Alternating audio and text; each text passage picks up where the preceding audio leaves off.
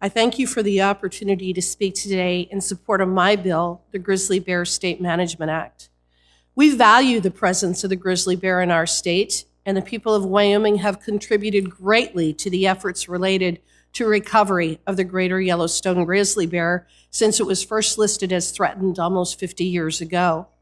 Our residents have invested over $59 million to recover this population from its low point, where there were as few as 136 bears in the area. While the recovery story of these grizzlies warrants celebration, the delisting process has been a monstrosity. The recovery criteria for the grizzly bear provides for a minimum of 500 animals within the Greater Yellowstone area. This recovery criteria has been met since 2003, for over 20 years, and with the Fish and Wildlife Service finding in 2006 that the Yellowstone National Park was close to its carrying capacity.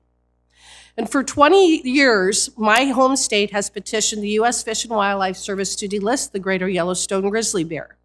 Our concerns have gone unaddressed as radical environmental groups have sought to perpetuate their radical environmental narratives instead of focusing on real scientific and time-tested solutions to conservation of these species. We've even seen radical efforts from some to keep the grizzly bear on the ESA list indefinitely. Mind you, like so many who have sought to prevent us from properly managing the Greater Yellowstone grizzly, these are the people who will never be personally impacted by an ever-expanding grizzly population. In 2007, the U.S. Fish and Wildlife Service issued a rule to remove the bear from federal regulation under the ESA, recognizing that as a healthy, fully recovered, and protected species meeting the recovery goals for over 6 years in a row, it was time to let the state of Wyoming take over management. Unsurprisingly, several environmental groups filed a lawsuit. Having forum shopped their case to a favorable and activist judge, they succeeded in forcing the U.S. Fish and Wildlife Service to relist the bear. In 2017, the Fish and Wildlife Service once again removed the Yellowstone population of grizzly bears from the threatened species list. This action was again challenged in court. The Greater Yellowstone has been more than fully recovered at this point. Increasing human interactions with the grizzly has become commonplace, leading to the bear becoming less afraid of humans and more dangerous. The loss of livestock has become more common as the bears roam further and further out for food.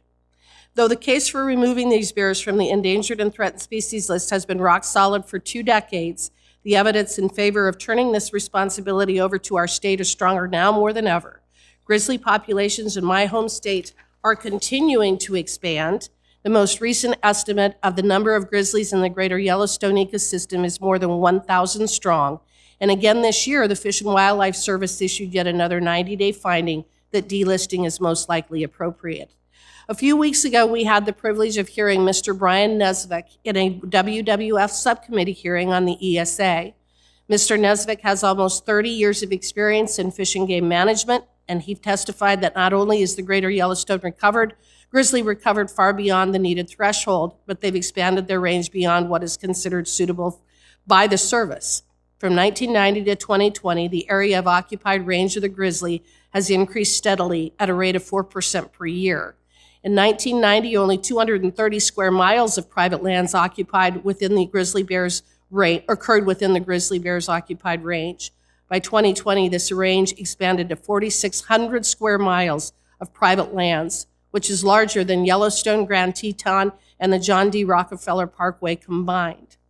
In August of 2015, a day hiker hiking by himself was killed by an adult female grizzly bear near the Elephant Back Loop Trail in the Lake Village. In 2011, a day hiker and a party of 2 was killed by an adult female grizzly near the Wapiti Trail in Hayden. That same year, a grizzly bear killed a backpacker in a backcountry campsite located at the southern end of White Lake near Pelican Valley. Just last year, 2 college wrestlers were hospitalized after surviving a grizzly bear attack in Wyoming, which they said came out of nowhere. They fought for their lives and heroically for each other's lives and survived. The fact is that Grizzly Bear State Management Act acknowledges that this population of grizzlies is fully recovered and therefore warrants delisting. The ESA can only truly be successful if there's an end in sight. That end is a recovered species. It was never the intent of the ESA to create an invasive species, which they will if we perpetuate the process of delisting and relisting because of serial litigation. Mr. Chairman, Mr. Ranking Member, thank you for prioritizing the consideration of this important legislation, and I urge members of the committee to support the delisting of the Greater Yellowstone grizzly bear. Thank you, and I yield back.